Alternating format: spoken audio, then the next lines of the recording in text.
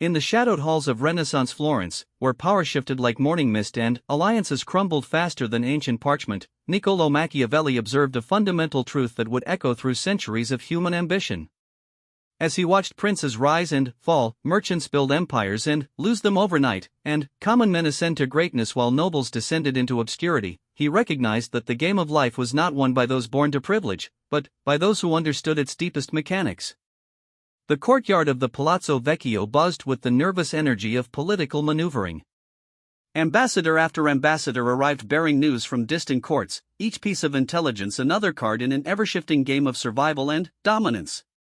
Machiavelli, serving as secretary to the Second Chancery, watched from the stone balcony as Francesco Soderini paced below, his face etched with the strain of maintaining Florence's precarious independence between the growing powers of France and Spain. It was in moments like these, observing the theater of human ambition unfold before him, that Machiavelli began to discern the patterns that separated those who controlled their destiny from those who became victims of circumstance. The weak, he noted, clung to moral abstractions and hoped for fortune's favor. The strong, however, had learned to forge their own fate through three fundamental habits that transformed them from players into masters of the game. The first revelation came to him while studying the rise of Cesare Borgia, a man who had transformed himself from papal bastard to Duke of Valentinois through sheer force of will and strategic brilliance. Borgia possessed something that set him apart from other nobles who relied on birth and inherited power. He had learned to destroy his weak self completely, burning away every vestige of the frightened child who had once cowered before his father's political enemies. This destruction was not mere cruelty or callousness, though outsiders often mistook it for such. It was a calculated dismantling of every impulse that led to weakness, every emotion that clouded judgment, every attachment that could be used as leverage against him.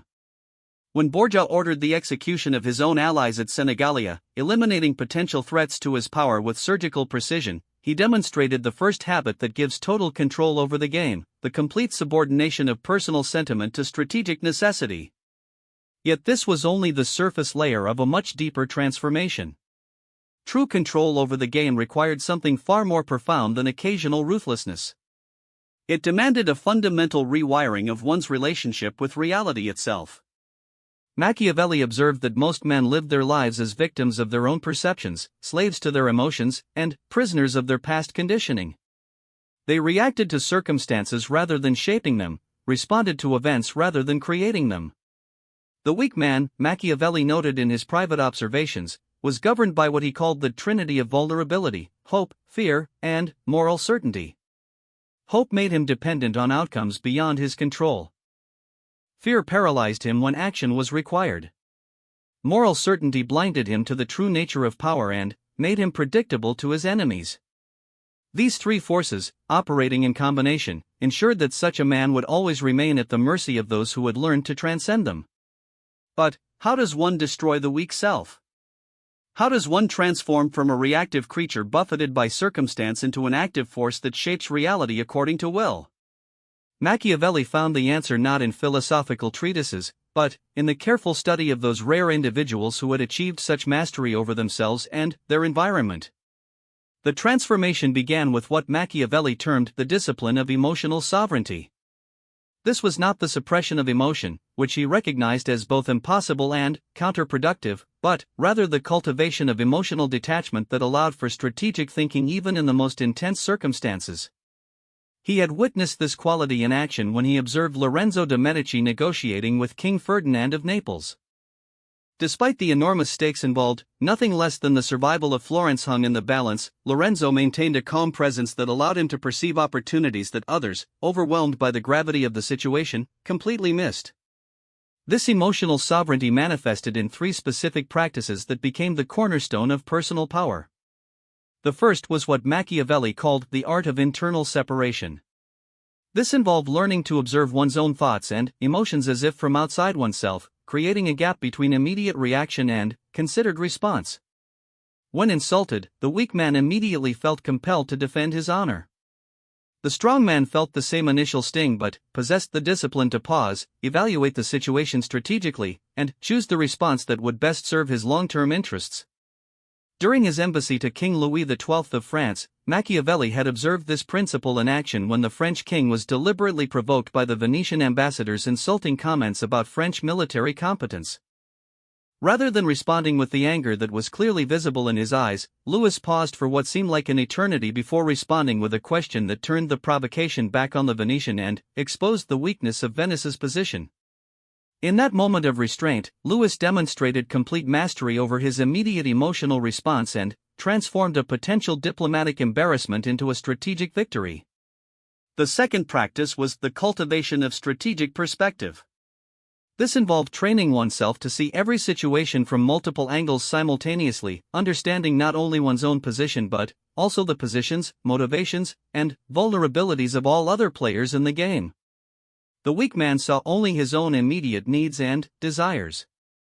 The strong man developed the ability to hold the entire field of play in his mind at once, understanding how each move would ripple through the complex web of relationships and interests.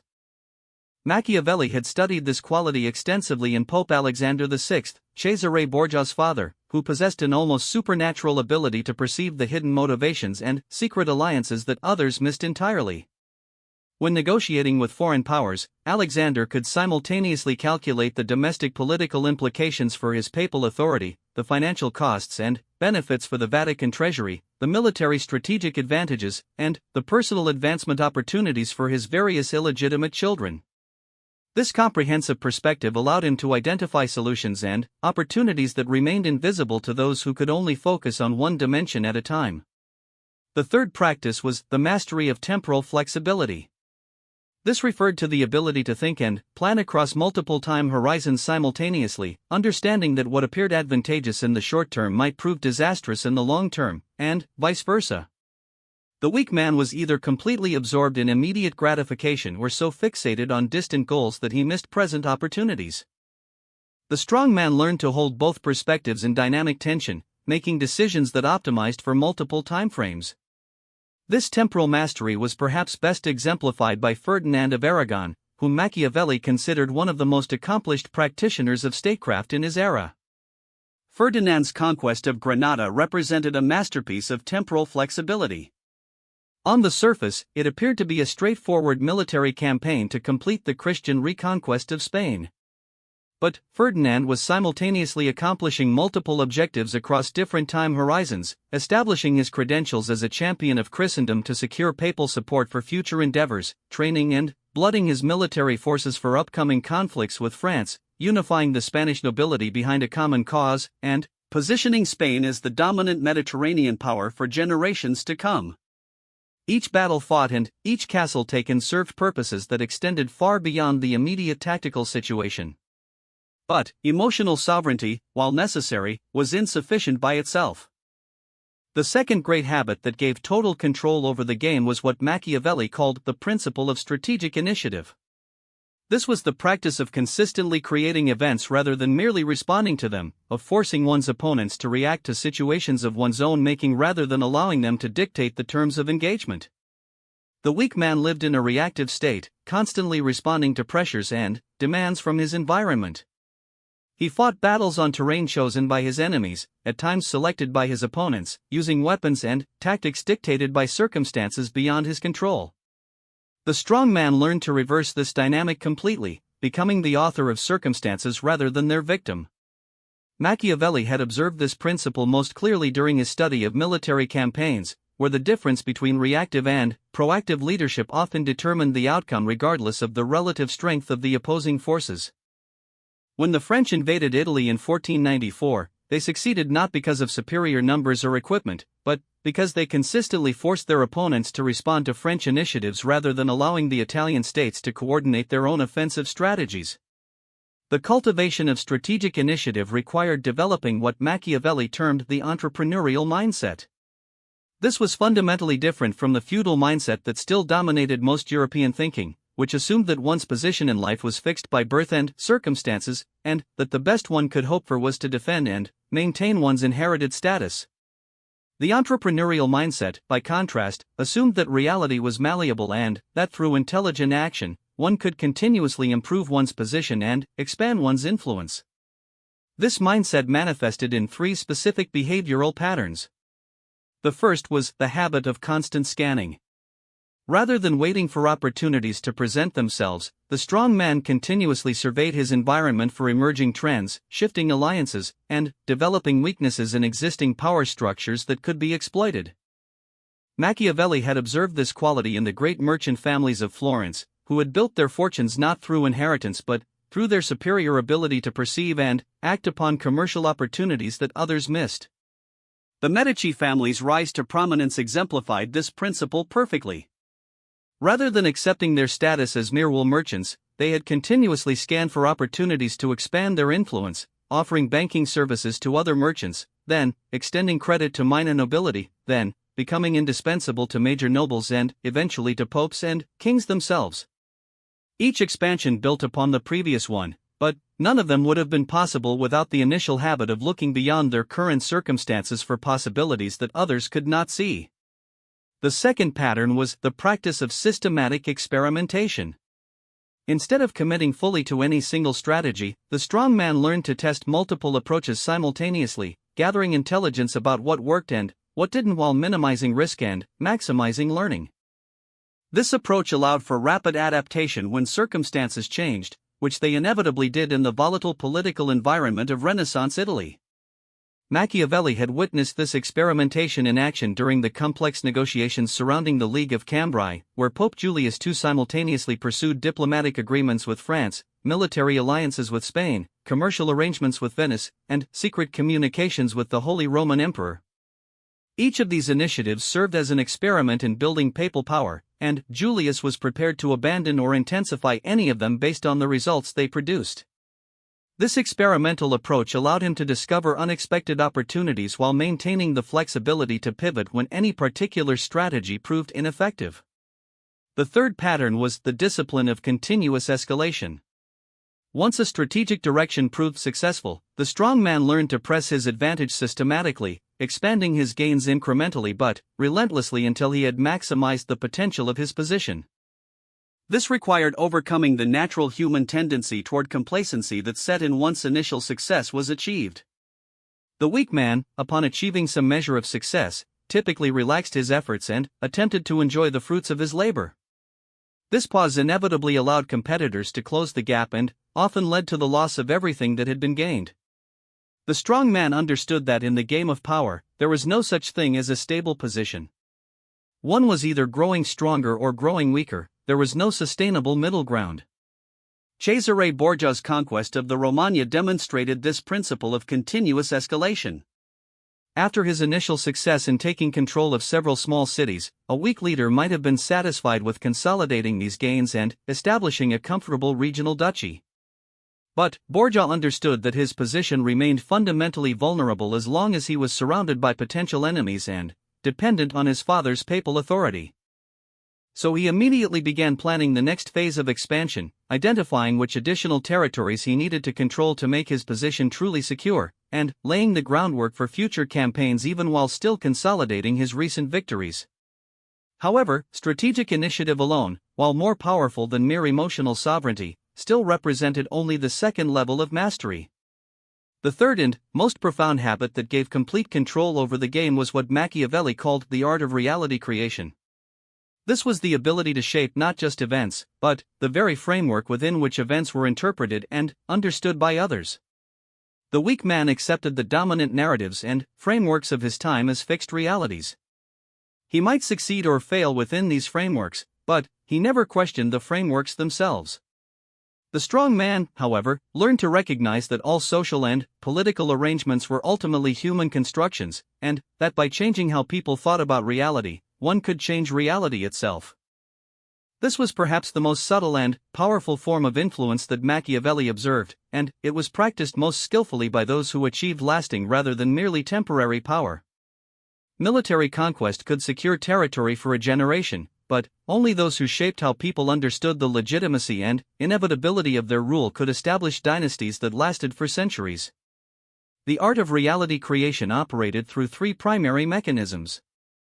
The first was the control of narrative frameworks. This involved establishing the basic categories and assumptions that people used to make sense of political and social reality. Instead of arguing for specific policies or positions within existing frameworks, the master of reality creation learned to shape the frameworks themselves. Machiavelli had observed this process most clearly in the rise of the papal monarchy during the Middle Ages. Rather than simply competing with secular rulers for territory and resources using the same basic assumptions about power and legitimacy, the Church had created an entirely new framework that placed spiritual authority above temporal authority.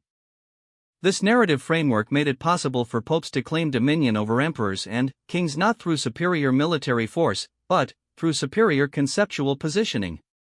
Pope Innocent III's conflict with King John of England exemplified this principle. Instead of meeting John's military threats with counter-threats, Innocent placed the entire dispute within a framework where temporal power was subordinate to spiritual power, and where the Pope's authority came directly from God while the king's authority was conditional and mediated. This framework transformation made John's military advantages irrelevant and forced him to seek resolution on terms dictated by papal authority. The second mechanism was the engineering of social proof. This involved creating conditions where one's desired outcomes appeared to emerge naturally from the collective will of the people rather than from the arbitrary exercise of individual power. The weak leader relied on coercion and explicit commands, which generated resentment and resistance. The strong leader learned to structure situations so that people voluntarily chose to act in ways that served his interests while believing they were pursuing their own. This engineering of social proof required deep understanding of human psychology and social dynamics. Machiavelli had studied this principle extensively through his observations of successful merchants and politicians who seemed to effortlessly generate support for their initiatives without ever appearing to pressure or manipulate anyone. The Medici family's control over Florence demonstrated masterful engineering of social proof. Rather than ruling through overt political domination, they had structured the economic and social life of the city so that the prosperity and status of virtually every important family depended on maintaining good relations with the Medici.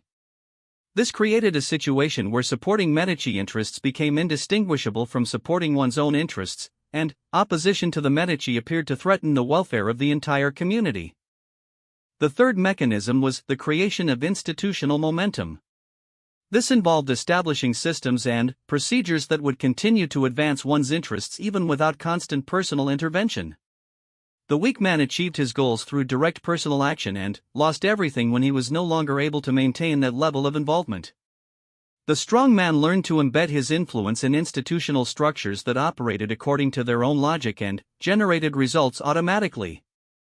Machiavelli had observed this principle in action through his study of Roman imperial administration, which had created governmental systems so robust and self-perpetuating that they continued to function effectively even under incompetent emperors. The key insight was that properly designed institutions could multiply individual human agency by creating self-reinforcing cycles where each successful operation strengthened the system's capacity for future success. The establishment of the Papal States provided another example of institutional momentum. Rather than relying solely on the personal charisma and political skill of individual popes, the Church had created a governmental structure that accumulated power and resources across multiple generations, allowing each successive pope to build upon the achievements of his predecessors rather than starting from scratch. But understanding these three mechanisms was only the beginning. The true mastery of reality creation required integrating them into a coherent personal practice that transformed how one approached every aspect of life. This integration process was what Machiavelli called the development of systemic thinking. Systemic thinking meant learning to perceive and work with the underlying patterns and structures that generated surface events rather than focusing exclusively on the events themselves. Most people spent their lives reacting to symptoms while remaining blind to causes. They celebrated victories and mourned defeats without understanding the deeper dynamics that had produced these outcomes. The master of reality creation learned to work at the level of causation itself. This shift in perspective required developing what Machiavelli termed the architect's mind.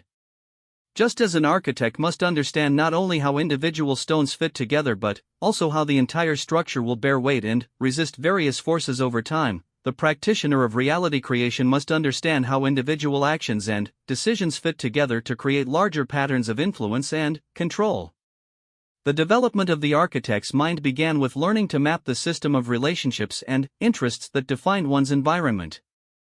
This was not simply a matter of identifying who held formal positions of authority, but rather understanding the complete network of dependencies, obligations, fears, and desires that actually determined how decisions were made and implemented. During his diplomatic missions, Machiavelli had learned to create detailed mental maps of every court he visited, tracking not only the official hierarchy but also the informal networks of influence that often proved more important than formal authority. He observed who spoke to whom before important meetings, whose opinions were sought out unofficially, who had the power to delay or sabotage implementation of official decisions, and how information flowed through the various competing factions within each government. These maps revealed patterns that remained invisible to those who focused only on surface appearances. In many cases, the person who appeared to hold ultimate authority was actually constrained by a complex web of relationships that gave others effective veto power over his decisions. Understanding these hidden constraints made it possible to influence outcomes by working through the real decision-makers rather than wasting time on ceremonial figureheads.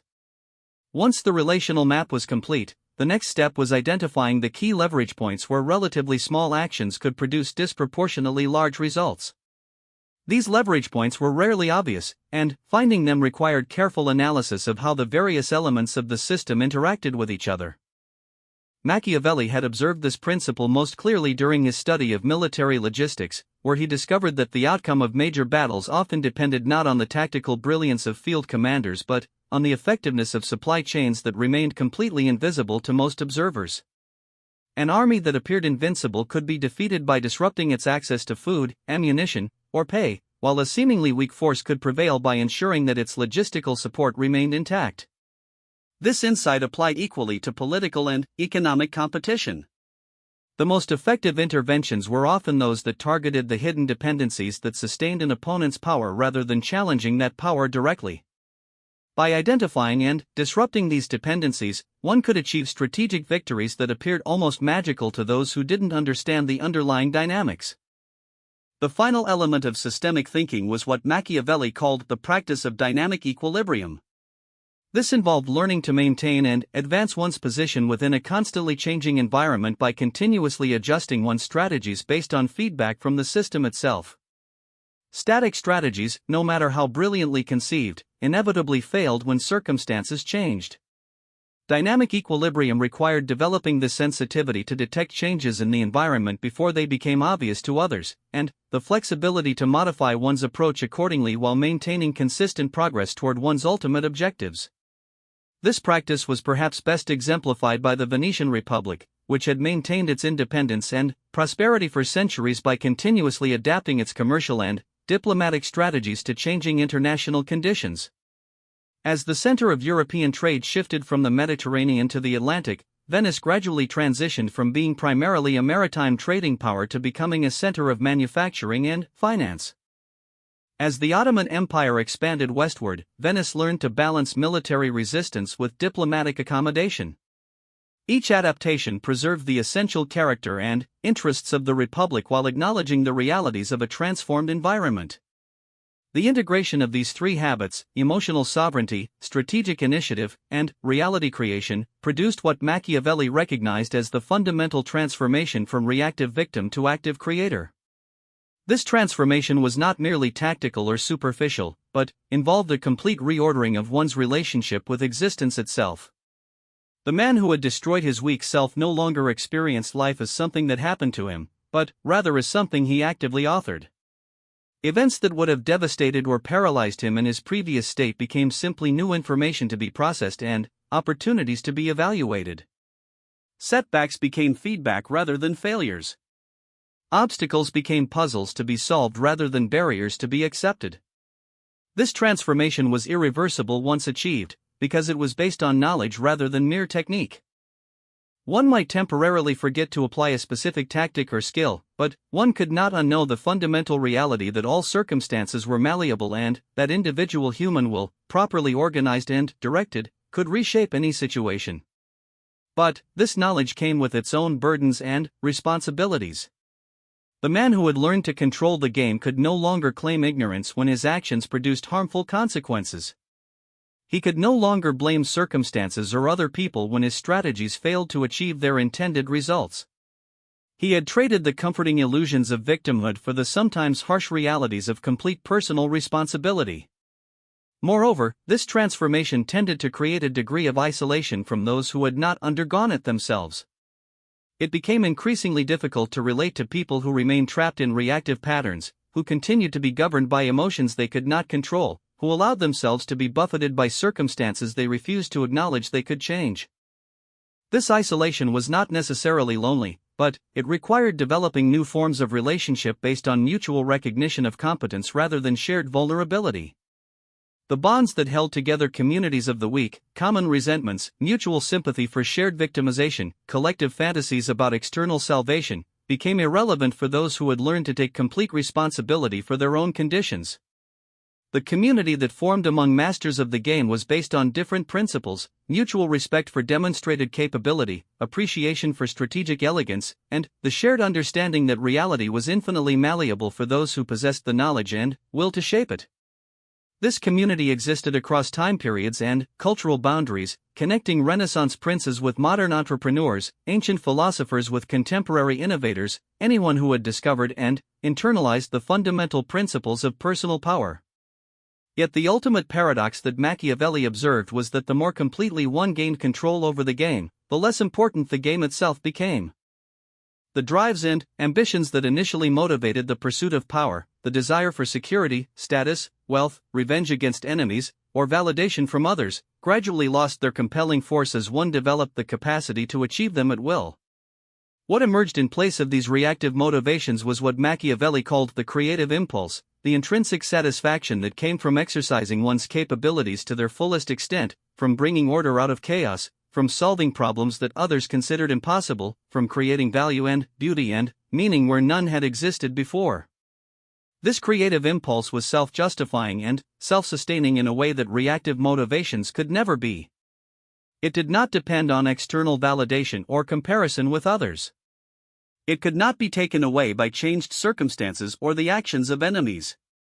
It generated its own rewards through the simple act of expression and grew stronger with each successful application.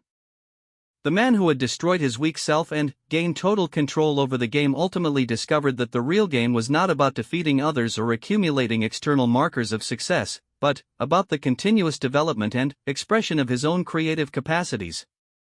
External victories became merely the byproducts of internal mastery, and the entire competitive framework that had once seemed so important revealed itself as simply one among many possible contexts for creative expression. This transformation completed the journey that had begun with the recognition that reality was malleable and that individual will could shape circumstances. The final recognition was that the shapers of reality were themselves shaped by the act of shaping, and that the ultimate purpose of gaining power over external conditions was to create the freedom necessary for unlimited creative expression. In this sense, the three habits that gave total control over the game were not merely tactical advantages in a competitive struggle, but developmental stages in the evolution of human consciousness itself. They represented the systematic cultivation of capacities that were latent in every individual but actualized only by those who had the knowledge and persistence to undertake the necessary work of transformation. The weak self that had to be destroyed was not evil or wrong, but simply insufficient for the tasks that life demanded of those who would live as creators rather than victims. Its destruction was not an act of violence but an act of transcendence, like a butterfly emerging from a chrysalis or a sculptor revealing the figure hidden within a block of marble. And, once this transformation was complete, once the habits of emotional sovereignty, strategic initiative, and reality creation had been fully integrated into one's basic approach to existence, the question was no longer how to gain control over the game, but how to use that control in service of something larger than the immediate tactical advantages it provided. For Machiavelli, writing in the twilight of his career after having observed the full spectrum of human ambition and achievement, the answer was clear. True power existed to create conditions that would allow others to discover and develop their own creative capacities. The ultimate expression of mastery was not domination but liberation, the use of one's control over circumstances to expand the possibilities available to everyone.